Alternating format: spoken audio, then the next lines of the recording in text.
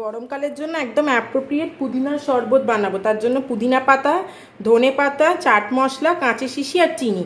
এবার যতটা পুদিনা পাতা তার হাফ ধনে পাতা নিতে হবে, দিয়ে এবার ভালো করে মিক্সির মধ্যে দিয়ে এটা বেটে নেব। মিক্সিতে যখন পেস্ট করব ওটার মধ্যেই 1 চামচ চাট মশলা আর 1/3 কাপ চিনি অ্যাড করে একসাথে মিক্স করে নেব। পুদিনার মিক্সচারটা করা হয়ে গেছে। এবার এটাকে আমি কাঁচের একটা কন্টেনারের মধ্যে ঢেলে নেব। কাঁচের শিশি না হলেও কাঁচের বাটি হলেও হবে, কিন্তু কাঁচের জিনিসে রাখাটা বেশি ভালো।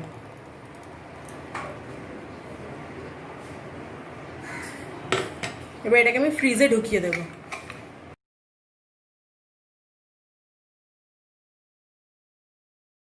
মিক্সচারটা ফ্রিজে রেখে ঠান্ডা হয়ে গেছে। এবার এর থেকে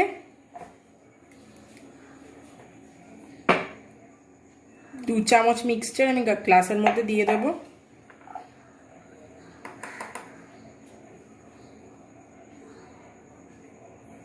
এক চামচ লেবুর রস দেব।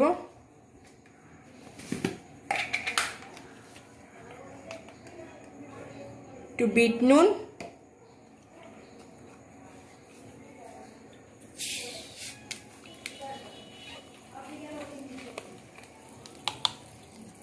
Soda,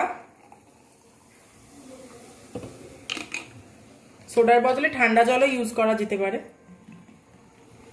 R normal water.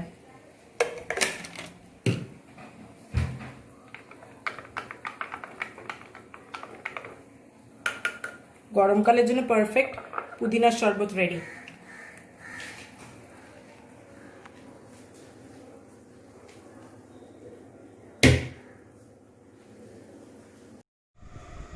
Thank you for watching this video. If you like my recipe, then please do like, comment and subscribe. Thank you.